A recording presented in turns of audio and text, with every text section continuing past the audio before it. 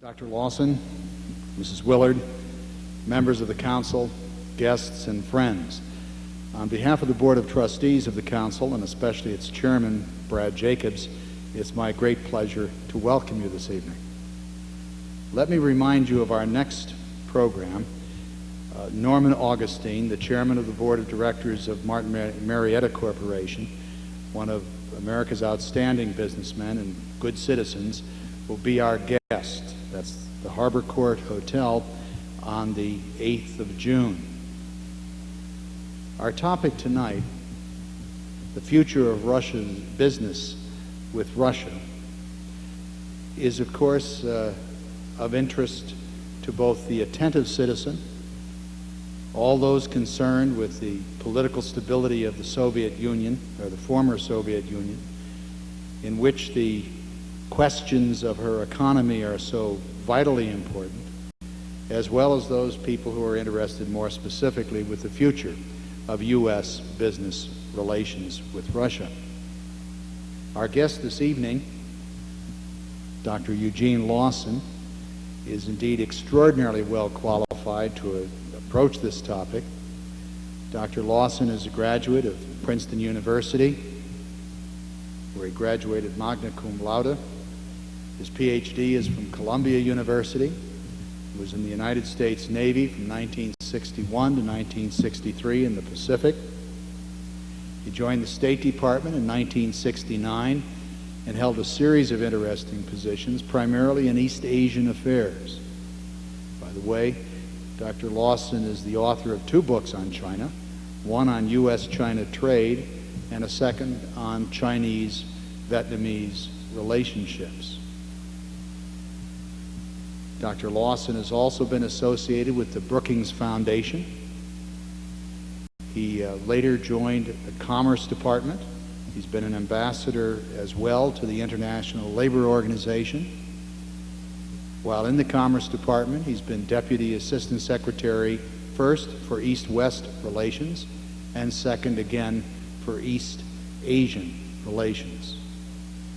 Most recently, Dr. Lawson has been with the Export-Import Bank, serving as its acting chairman until assuming his current position, which is president of the U.S.-Russia Business Council, in which he works to develop and strengthen business ties with his colleague, Ambassador Robert Strauss. We look forward to what should be a most interesting presentation. It's my great pleasure to present to you Dr. Eugene Lawson. Dr. Lawson. Talk about the changes here, just to use a different example than Russia in the last few years. Who would have thought in 1989, just four or 5 years ago, that Poland would be the pace setter in Europe's economic recovery? So we have, it's also very, very confusing too. Russia is never what it seems to be. You've heard, I'm sure, from some very prominent people, bona fide experts about small slices of Russian reality. You've heard from Mr. Gaidar recently, last month or so. But what is the whole picture? Where is Russia going? I'm certainly not sure where Russia is going. But just to give you an example of the fact that honest people can have reasonable differences about Russia. I was on a panel testifying before Lee Hamilton not too long ago with Jeffrey Sachs of Harvard and Steve Cohen at Princeton. These are 2 very smart people. They know Russia very well, and they had totally different prescriptions about what they thought Russia should be doing and what the U.S. should be doing toward Russia. Totally different. So take what I say tonight with a grain of salt, and know that it's just one person's point of view. I would like to think that I have a slightly more informed view of trade, economic, commercial matters than most people, but that may not be the case. And the challenge at speeches in occasions such as this is to try to say something that you haven't heard before. Let me start by talking about Russia's economy. As we all know, the economy is still in a free fall. It hasn't touched bottom yet. It's going to get worse before it gets better. As one person pointed out, what I think is a very apt one-line description of Russia today, he said, Russia is an 11 time zone company in Chapter 11. That pretty much says it all. This is the third straight year. Russia's economy will shrink by more than 10% this year. Crime, at least officially, is up by 26%, and that's probably way on the low side, by the way, and I'll come back to this in just a minute. Inflation last year, in 1993, was about 900%. More than 42 million people in Russia, which is about a quarter of the population of Russia, live below the poverty line, Oil and gas, traditionally the number one foreign exchange earner of Russia, has lost maybe 50% of its earning capability in the last 5 years alone. In the last 5 years alone, Russia's oil production has decreased by over 5 million barrels of oil per day. Stop and think about that figure for just a minute. It is an astonishing, catastrophic collapse, unprecedented in global oil matters to have that kind of collapse. Russia could pay off her national debt in 3 or 4 weeks if she could restore that oil production. And I will also come back to this.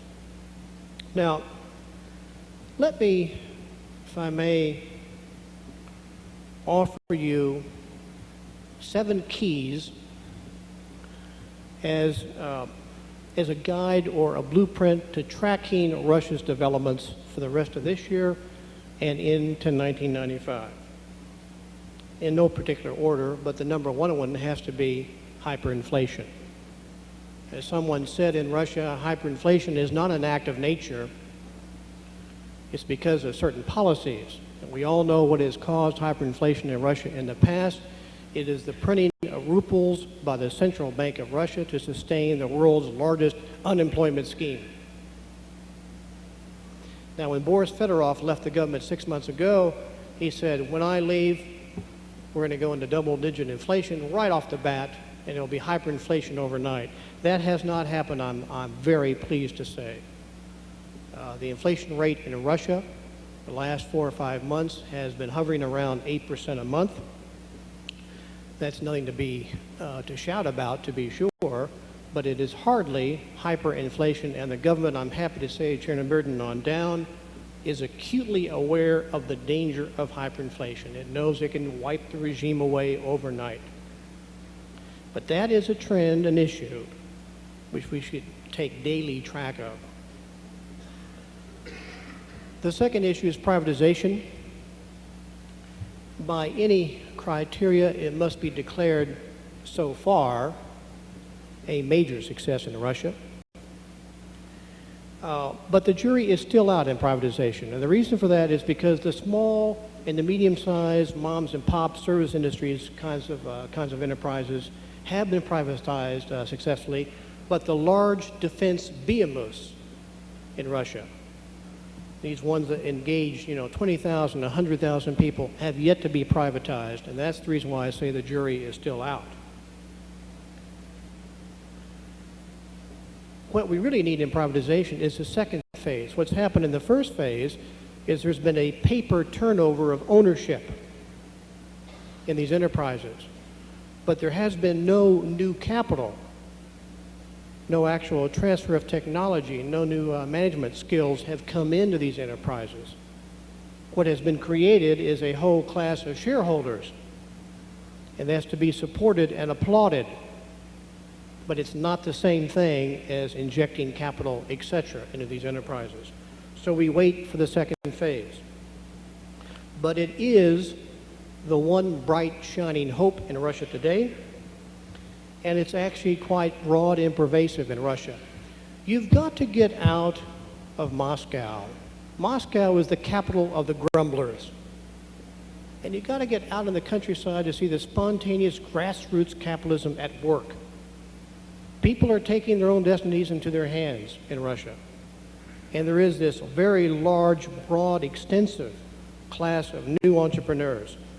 Yes, to be sure, the mafia is part of that. And we'll come to this in just a minute. But there is another new class of younger people who feel that they can actually make it in the new set of conditions in Russia. The third issue to keep track of is what I would call the long process of converting an economy from a defense-related heavy industry into a consumer-based economy, a process that will take us well into the 21st century. The key problem in Russia today is that Russian manufacturers are producing goods that nobody wants, including Russians. It is astonishing if you travel around Russia today, you'll come to warehouses full of goods. Nobody wants to buy those goods. At some point, they're going to have to dispose of those goods. But that is the key problem in Russia today. And as I mentioned, it's a particularly acute problem because Russia's industry was so heavily oriented toward defense. That's where she put the best and the brightest, was into her defense enterprises.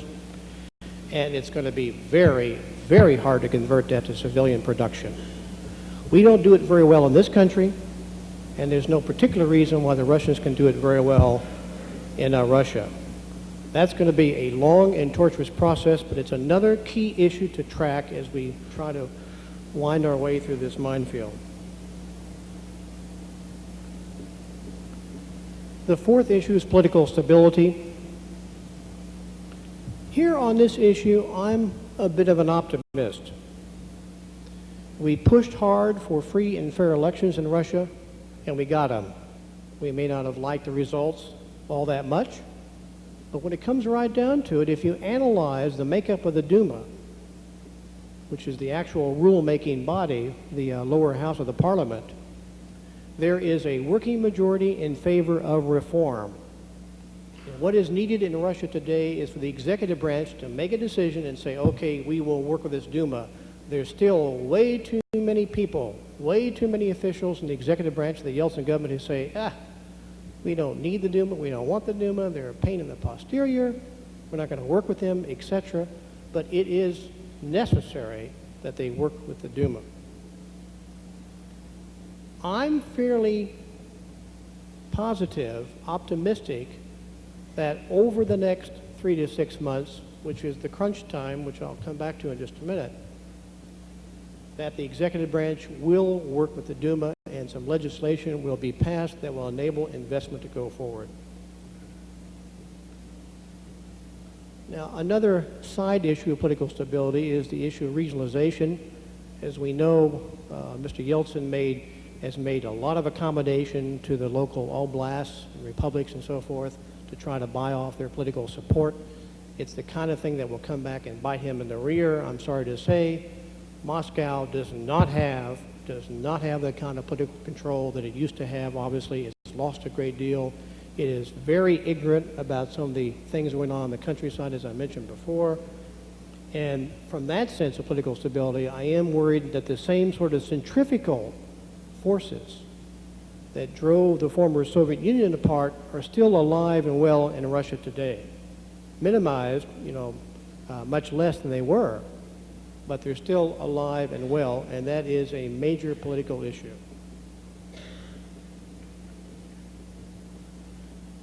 The fifth issue is corruption and criminality. Russia, I'm sorry to say, is probably more corrupt today than it's ever been in its history for a variety of very obvious reasons. And it appears as though everyone in Russia has his hand out. It's a serious problem. It raises the cost of doing business at a minimum. Criminality is a far more serious problem, and I will come back to that in a very short time. The sixth issue is the rise of nationalism and anti-Americanism, and I mean by nationalism old-fashioned pre-communist Slavic xenophobia that says Russia is unique and we don't need the West. We can go it alone. Accompanied by a subtle but unmistakable rise in anti-Americanism based on the fact that this country has talked a very good game and not produced very much. And I don't want to oversell this point because basically in Russia you have today a country that is in love with this country. But among certain elite, there is a feeling that America has let us down, and boy, we sure can't depend on America or the West.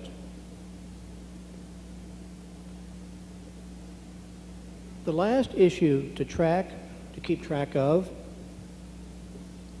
is the level of current unemployment. Today, it's roughly about 5 to 7%. It's hard to get real official statistics that are, that are credible on this, but it's probably in that neighborhood. That's the official statistic. I'm not including underemployment now, which is massive in Russia, but true unemployment. The Russians don't like to let people go. They don't like to fire people. They don't like to put people out in the street. But some people say, gee, that's good that it's so low. I would make the opposite point. If the Russian Revolution follows the same trajectory as the Czech, the Hungarian, and the Polish revolutions, of having very high unemployment for a fairly short period of time, 1 to 3 years or so, which is way up in the teens, 15% to 20% unemployment as it goes through its restructuring. Until Russia gets its unemployment percentages way up, true economic restructuring is not going on. In other words, what I'm saying is that the toughest part is to come. There's already an immense amount of social pain in Russia. But this is only the beginning. If we're going to go through true industrial restructuring to shrink down these large state enterprises and throw a lot of people out to work before new private sector jobs are created to soak those people up in gainful employment, that unemployment statistic will go way up. So the worst part is still ahead of us. Now, one proven way to help any country stabilize its economy is to have an injection of foreign capital. And let me suggest 3 or 4 things that currently today hinder that in Russia. First is this issue of corruption and criminality. It used to be that it was well down on the list of disincentives, investment disincentives, according to the Commerce Department. It's now, in the Council's view, the #1 investment disincentive in Russia today. It runs like a summary red thread through all the serious discussions that we have with our membership. It's getting worse as we speak, and I don't think that the end is in sight. The mafia is and I use that phrase mafia as kind of a shorthand expression, is a pervasive presence in the major cities in Russia today. We don't have a member that hasn't talked to us about an attempt by the mafia to offer, quote, protection, unquote. And the anecdotal evidence that I can tell you about criminality is simply overwhelming. They are focusing on banks. You read quite often that a Russian banker has been assassinated and killed by the mafia. They dearly want to get their hands on some banks so they can launder their money. There was a secret report that Yeltsin ordered done, and I'm getting this from the New York Times a few weeks ago, that said 70 to 80% of private enterprises and commercial banks in major cities are forced to pay a tribute of 10 to 20% of their turnover to organized crime.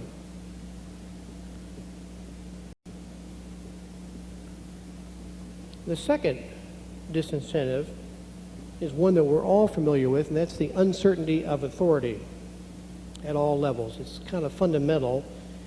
It comes down to such basic issues as who owns the business, who owns the property. Secondly, sometimes, in fact, most often, it's not just a question of who owns it, but who controls it. Thirdly, who has the right to sign a contract, who can issue a license, basic things like that. The confusion is, unfortunately, at all levels, at the national level, at the republic level, at the oblast level. And it's going to be some time before this problem gets better. The Constitution that was just ratified in December does help this problem quite a bit. But the Constitution is unfortunately such an ambiguous document in so many respects, written at such a high level of generalization, that it doesn't solve these kinds of overlapping problems at all. The third investment disincentive are, again, something that we know all about, which is the frequent and continuing changes in the law. In the West, it's assumed that a contract, when signed, is a contract and thus enforceable. This concept of the sanctity of contract appears to be rather exotic to many Russians, as does the notion of conflict of interest. Taxes, as we know, are extremely high in Russia, and they're apt to be changed at a moment's notice. For example, just to give you an example from the oil and gas sector, the business economics of some very large oil and gas transactions that U.S. firms had done with Russia were abruptly changed, and much for the worse, when the Russian government decided to slap a $5 export tax on every barrel going out of Russia and apply it retroactively to projects that were already up and running. The fourth issue is Russian ambiguity about the desirability of Western investment. How do they see us? What do they want from us? I would argue, and the Council has given this some very serious thought, that it's really very far from clear that the Russians want substantial credits, major credits, on a massive scale. And this is, I think this can be traced to many third world countries. It's almost a mirror image. The Russian side, for instance, want to have a policy that's aimed at escaping from exclusive dependence on raw materials. They want to open up foreign markets to their manufacturing. They want to get technology. They want to get capital. And they want to keep operational control. That's what the Russians want. Foreign investors really want almost the exact opposite. They want to invest primarily in raw materials for export. They want to gain access to the Russian domestic market. They want to limit technology transfer so as to avoid creating future competition. They want to minimize direct outlays of capital. And they also want operational control too. Now, as I say, these are pretty much the same kind of issues that you'd find in any third world country, but the problem is the Russians don't see themselves as just any third world country. They may be a fallen superpower, but they still regard themselves, as they should, as a major power in the world, and most assuredly a dominant regional power in that part of the world. So they have a very different attitude. Now, it depends on who you talk to in Russia on this issue of whether or not they want foreign investment. Whether it's going to be a Russian government official or somebody in the Russian private sector. In some sectors, we can say categorically, they sure do want to have American investment. And I would offer up aerospace, space, They're desperate to have American technology there, and we are entering into all sorts of exceedingly interesting arrangements now in Russia and aerospace alone. In oil and gas, the jury is still out on that one. Now, with all of this that I've said, all of these disincentives, all of these issues and problems that are going on in Russia today, why would anybody want to take a look at Russia? And that is not hard to answer. First of all, Russia is a very, very large country and a very wealthy country. It has huge natural resources, many of which have been squandered badly, poorly managed, but the potential is vast. It's the single largest untapped market in the world. There is tremendous pent-up consumer demand in Russia. There is a lot more money in Russia than people think. It's been squirreled away in mattresses for a long period of time. And this is a country that is in love with the American consumer product. I don't think yet any of us realize just how big a market this is, what the purchasing power of the Russian consumer is yet. Right now they're going through the equivalent of a Great Depression, but they will be back, and when they're back, it will be an enormous market, as it is right now, a growing market for U.S. products. We only have about 5 to 6% of that market right now, and there's no reason why the U.S. can't be the #1 trader with Russia. Just to give you an example of how pervasive the interest is by the U.S. business community in Russia, in 1989, there were 40 American firms that had offices in Russia. There are 440 U.S. firms that have offices in Moscow today.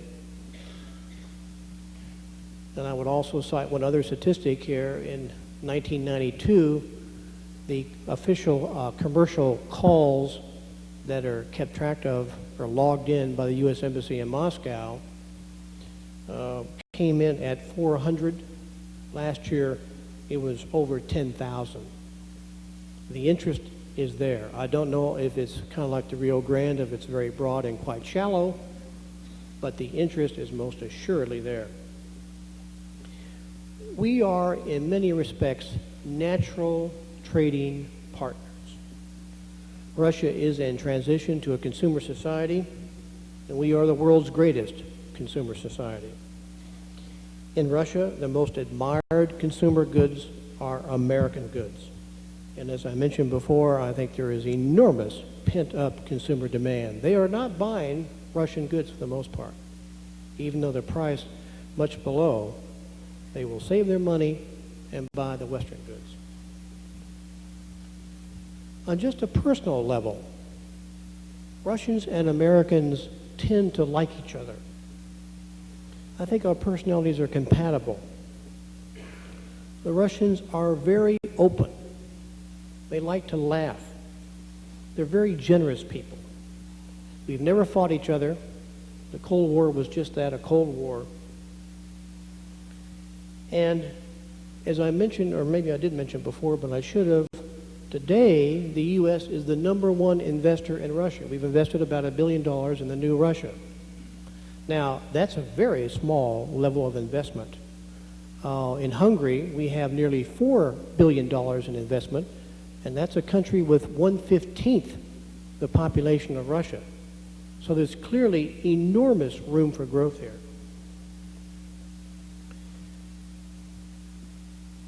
Now, let me conclude by just making a couple remarks about what I think is one of the most promising sectors in Russia. I think that we are at a pivotal point in our relationship with Russia. We've had 2 or 3 years of getting to know each other. We're at a point where there is some very significant business that could be done. And let me just, if I may, limit myself to one sector, the energy sector, oil and gas. There are, at present, in Russia today, 12 giant U.S. oil and gas contracts with the Russians that total the grand total of $69 billion. You don't read about that in the papers, but that's the actual fact of the matter. And in spite of these gross difficulties of doing business in Russia, we know why U.S. oil firms are hanging in there. It's because this is the last great source of hydrocarbon reserves on the face of this earth. The proven reserves of Russia are 57 billion barrels of oil, second only to the Persian Gulf, and that really understates its potential. For instance, if we were to use secondary and tertiary recoveries in the existing oil fields of Russia and new improved production techniques in the existing production of Russia, we could improve the total recoverable reserves by some 30 more billion barrels of oil on top of the 57 I just mentioned. As far as potential reserves go, if oil is found in the Caspian and in the Sakhalin Islands in Siberia's northeast, experts say that the additional potential is humongous, somewhere on the order of 100 billion barrels of oil. So the potential is there for a massive interchange of America's technology, which is the best in the world in oil and gas production, and Russia's huge proven reserves. So let me just end on that note, if I may. In spite of the real and serious problems that exist in Russia, in spite of the fact that I have, I think, made a case for saying that it's probably going to get worse before it gets better, the potential for U.S.-Russian trade and investment is simply enormous. It's there. It's going to happen. There's a book that's out by Dan Jurgen and Thane Gustafson called Russia 2010. They do a series of scenarios. And on the last page, they make the final statement. We really don't know if Russia is going to have an Anglo-Saxon working democracy or not. We really don't know if Russia is going to be a good neighbor to its near abroad, but we feel quite confident that Russia will have a market economy. So I am cautiously optimistic. Thank you all very much.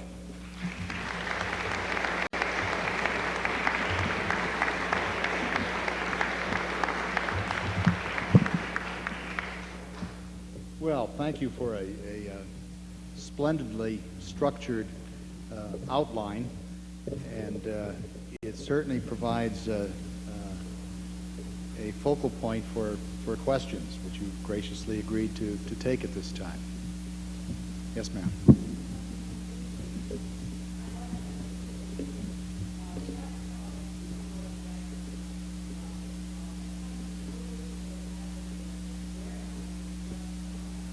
There were two questions asked. What caused the precipitous decline in oil and gas production, and what goods are in those warehouses?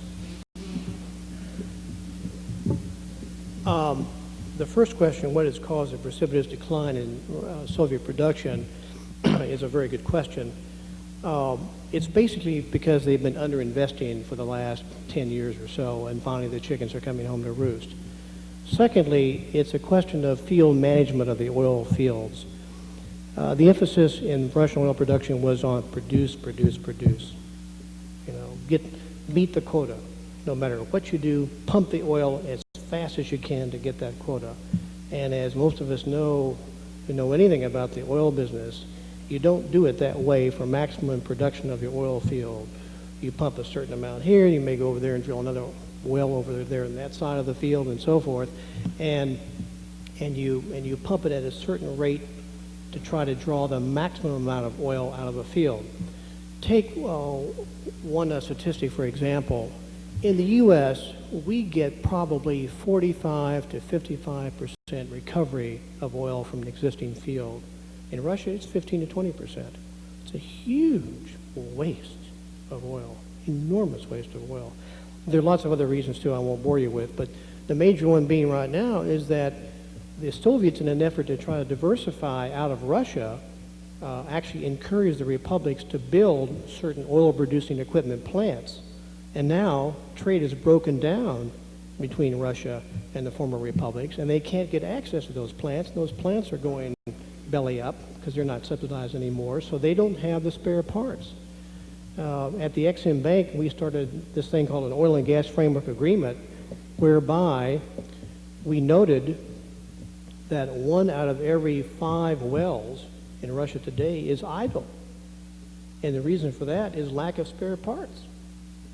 So what we've done is we put credits into Russia, and they're now buying American spare parts. It's a great thing for America, and it's a great thing for Russia. It's a win-win situation.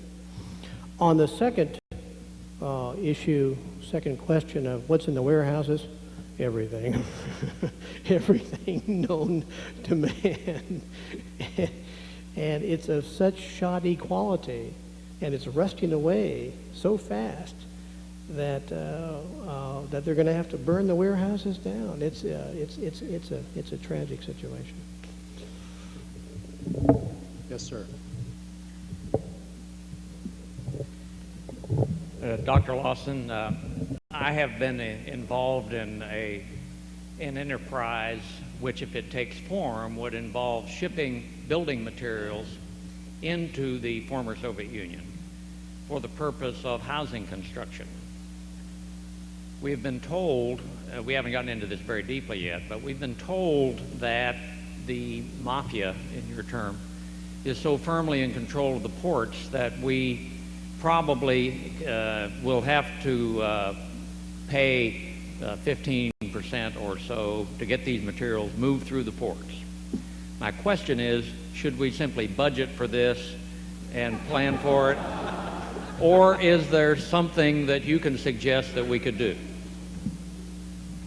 Well, that's a very good question. I think everybody heard that question, and that is the protection charge, quote unquote, that the mafia charges here, 15-20%, which, as I mentioned before, just raises the cost of doing business. And no, you should not budget for that. I mean, that's a huge cost to you. Now, it's true that the mafia has a lock grip on certain ports in Russia. However, there is a way to get goods into Russia. Sealand, which is a U.S. corporation, brings their ships into St. Petersburg, and they have almost 100% rate of success in offloading their goods and getting them to the end user. And what they do is they go into the Russian Navy shipyard in St. Petersburg, and they hire the Russian Navy to offload the goods, and the Russian Navy gets on trains with the guns at the ready, and they go right to the end user, and they offload it there, and then go home. And it works. It can be done. Now, that's not cheap either. So it does raise the question of who do you want to pay? Do you want to pay the Russian Navy, or do you want to pay the mafia? I don't know. Thank you. Yes, sir, at the microphone. When Mr. Gaidar was here several weeks ago, one of the things he mentioned was that in regard to oil, it appeared to him at least that there was at the moment an oversupply, and that this was a problem for Russia. Could you address that point, please?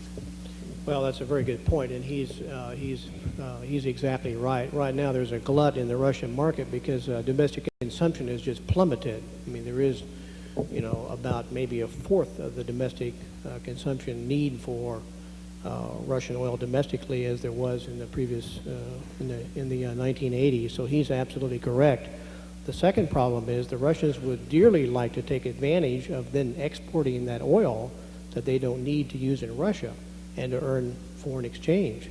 The problem is that they don't have enough refinery capacity or pipeline capacity to get it out of Russia to sell into Western Europe and the northern Mediterranean. So what we are focusing on, I say we, the council, and other people are focusing on right now, is an effort to put some credits into refineries and into pipeline construction rather than going out and looking for new oil. But Mr. Gaidar is exactly right. And that's going to continue for a while, too, by the way. That's going to, that glut in Russia is not going to go away. They will have excess capacity for, I think, a long time here, a medium term. Can you foresee, or are you starting to get feedback for what sorts of products or services they are most interested in finding in the United States, so that we can begin now to plant seeds in Russia so that when the time comes, we'll be ready to work? Good. Thanks for that question. That's a very thoughtful question. And really, the Russians need such a broad array of goods right now. I mean, you can name any industry and there's a desperate need for it today. I mean, if I had to list them, you know, I would say telecommunications, power, transportation, medical instrumentation, food systems. And I mean, now food systems, I don't mean grains, but I mean food distribution systems, food refrigeration systems, things of that kind, and on down the list. I mean, it can just go on and on and on. The two that I mentioned before, aerospace and oil and gas, are the two sexiest, so to speak. Those are the ones that are glittering out there. Those are the ones that the Gorge and American Commission have focused on, because there's a quick rate of return in many respects, especially in oil and gas, and you know, especially since Russia has such vast reserves of oil, and is the Saudi Arabia in the gas world too. I didn't even mention the word gas, but I mean, it's got the world's largest reserves of gas too. So virtually anything that you want to mention in the industry sectors is valid. The same thing is true in the service sectors. Russia doesn't have a banking system. It doesn't have an accounting system. It doesn't have a system of legal compliance and legal enforcement. It doesn't have a lot of lawyers. We in Washington would love to export some of our lawyers to to Russia. They've already told us they are not interested. But Russia could use a few more lawyers. You know, it needs a commercial code. It needs a legal system, obviously. So all these things that we take for granted in this country are just at the beginning stages in Russia.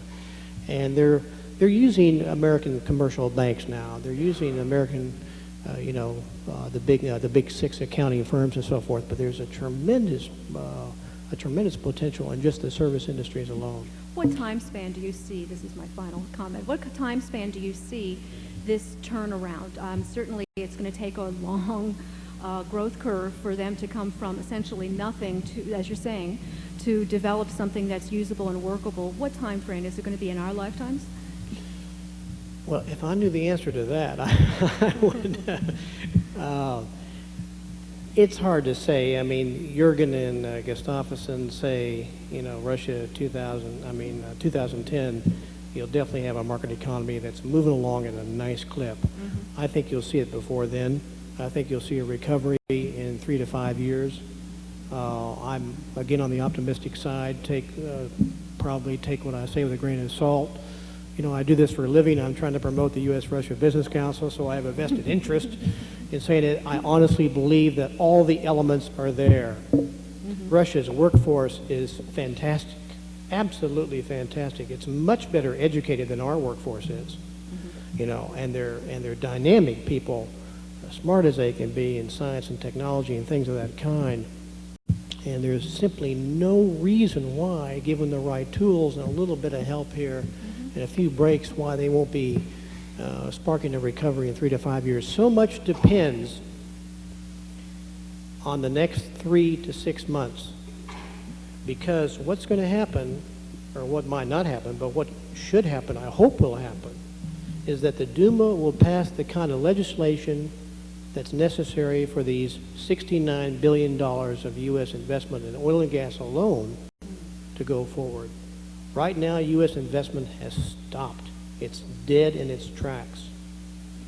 U.S. investment is not going to rely anymore.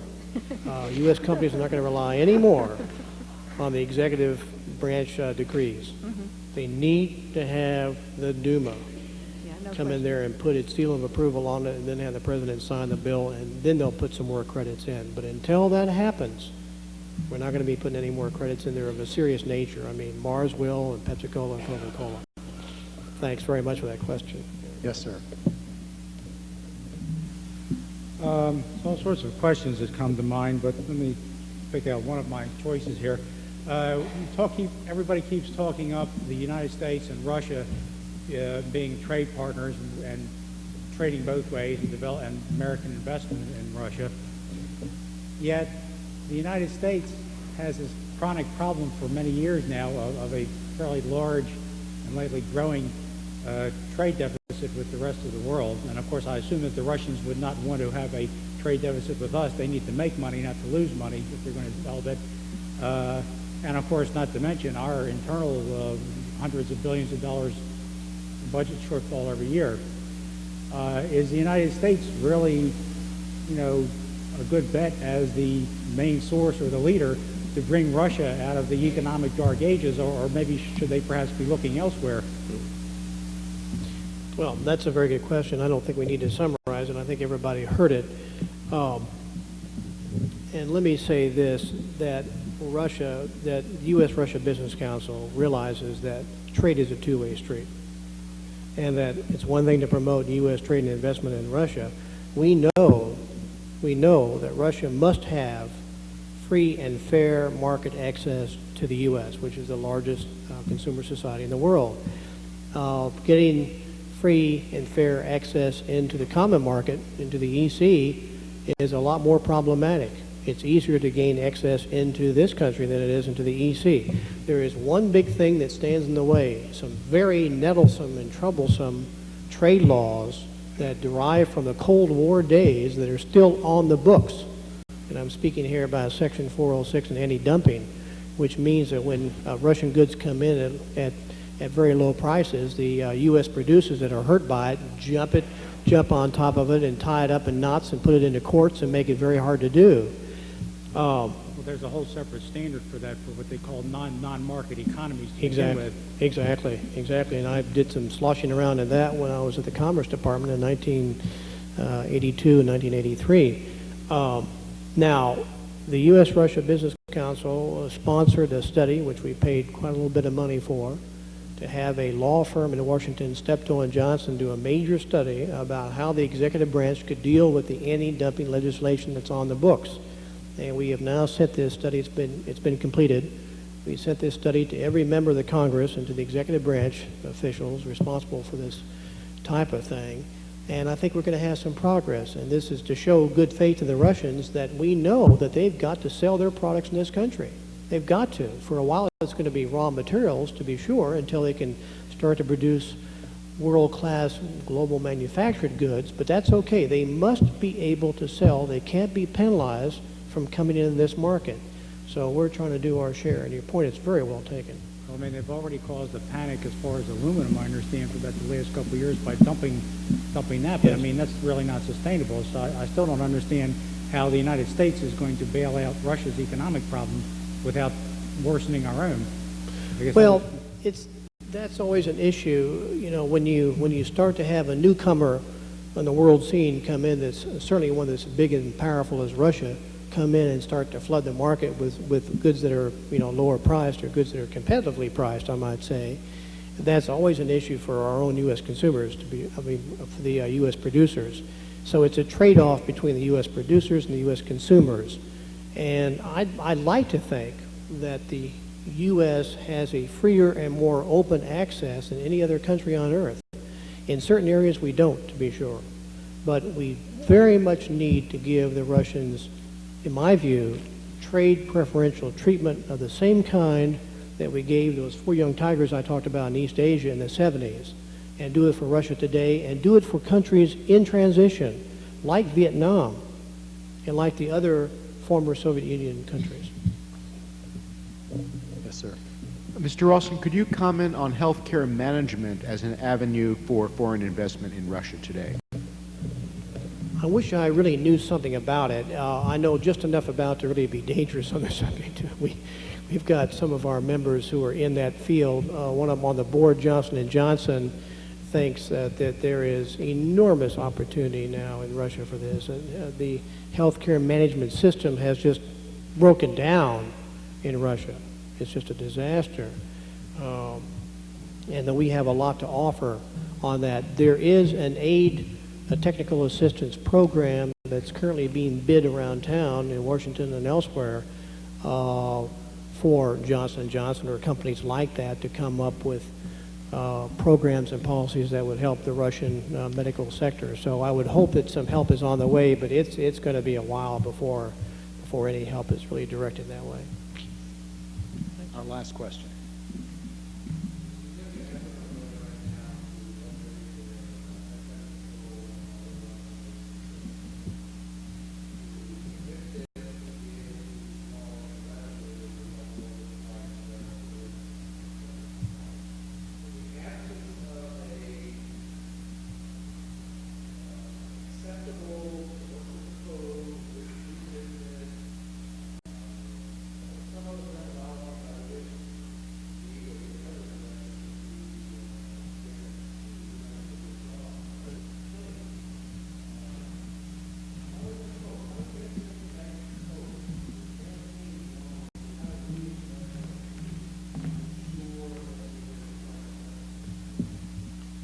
How does American industry get a guarantee of a return on her investment? How does one overcome the uncertainties of the Russian market? Well, that's what I was talking about with the next 3 to 6 months, because there is legislation in the Duma right now under consideration by the various relevant committees that will go a long way to establishing a commercial code. In the interim, the only thing you can do is what we do in other countries that are in the same situation as Russia that don't have a fully developed commercial code, and that's to put everything in the contract. And that's really cumbersome, and I know it, you know. Yes. Yeah, that's a fundamental issue here. You've put your finger right on it, and right now the Russians are not about to go to third country arbitration. So it's a fundamental problem, to be sure. But I remain cautiously optimistic. Thank you all very much.